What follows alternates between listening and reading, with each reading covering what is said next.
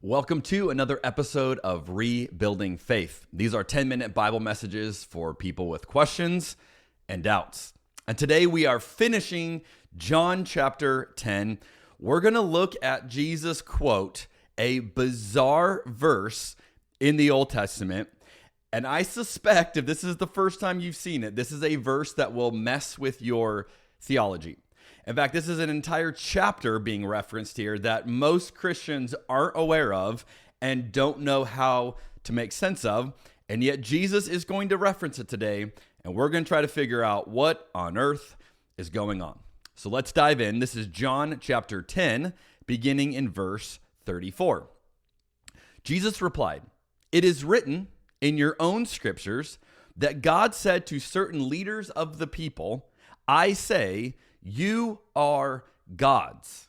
And you know that the scriptures cannot be altered."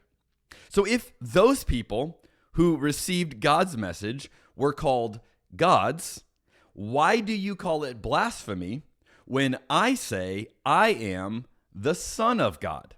After all, the Father set me apart and sent me into the world. What on earth is Jesus talking about here?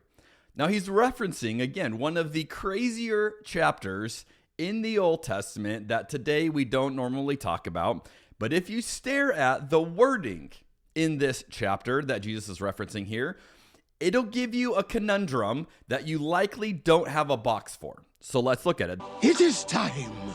The actual reference that Jesus is making here comes from Psalm 82, verse 6. It says it like this: "I say, you are gods, you are children of the Most High."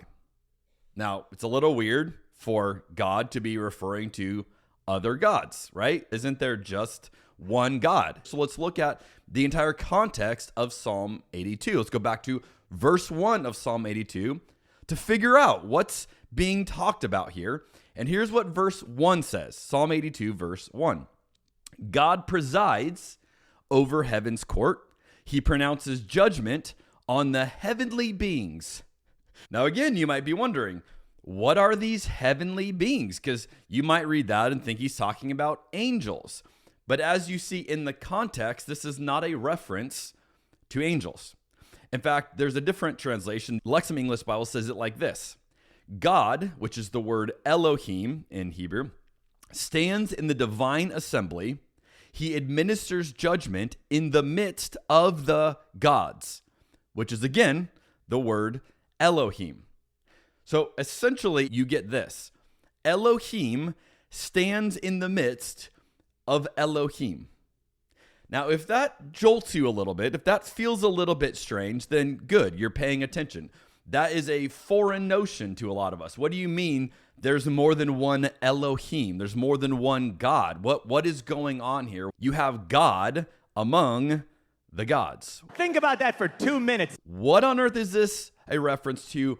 And more importantly, why is Jesus quoting this?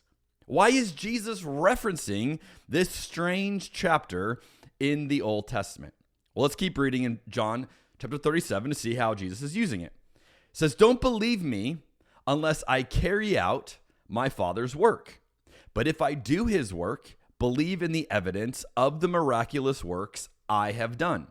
Even if you don't believe me, then you will know and you will understand that the Father is in me and I am in the Father."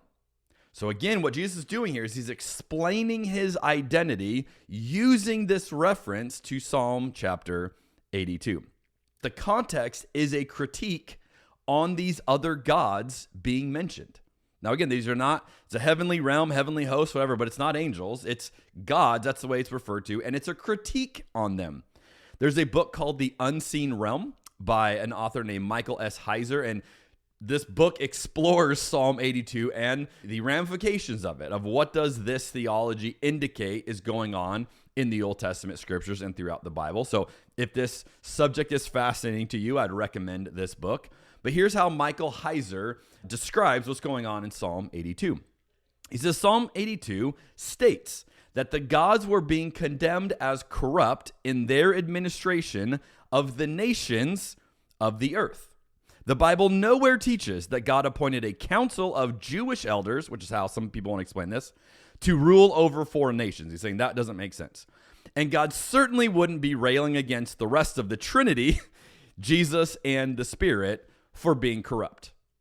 So the normal ways we might want to explain what's happening here doesn't make sense as Heiser is explaining it.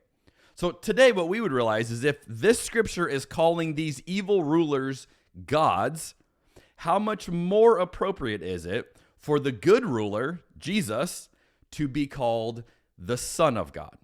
So again, he's putting himself in a context that would have been familiar to the ancient Near East Jews that is not familiar to us today. But he is playing with their images, their understandings of how all of this worked to explain his divinity, to explain who he is. And then let's look at the last few verses of chapter 10. Once again, verse 39, they tried to arrest him, but he got away and left them. He went beyond the Jordan River near the place where John was first baptizing and stayed there a while. And many followed him. John didn't perform miraculous signs. They remarked to one another, but everything he said about this man has come true. And many who were there believed in Jesus. So as Jesus keeps explaining these ideas of who he is, tying back to images they had in their Hebrew scriptures, they begin to understand. The light bulb comes on for them. They go, oh, this is the person we've been looking for. Now, you may be thinking about now, this whole conversation is bizarre. This is totally strange. What is going on? But this is a good reminder for you and I to remember when we are studying the Bible, especially when we're studying the Bible in something that doesn't make sense to us, that is confusing to us. We need to read it through their eyes, through their context. Again, to quote Michael Heiser, he says it like this: the proper context for interpreting the Bible is the context of the biblical writers. It's the context that produced the Bible. Every other context is alien to the biblical writers and therefore to the Bible. Yet there is a pervasive tendency in the believing church to filter the Bible through creeds, confessions, and denominational preferences. Basically, what Heiser is saying here is when we read it from our lens today of what we understand as God today, sometimes we can miss what is being said because we fail to stop and consider what did they understand about God? What was being said to them? So we start there as we figure out what's the bigger narrative unfolding here. And so here's how I would wrap up this discussion today to go, what on earth do we do with this? Here's something you may not realize. Ancient Israelites did not hold to a literal sense of monotheism as we understand it today. Now, again, this may be surprising to you, but this helps you understand what we find in passages like these. They believed that each nation had their own God and seemed to think that these gods were legitimate. This is what Psalm 82 is referencing. There are legitimate other gods.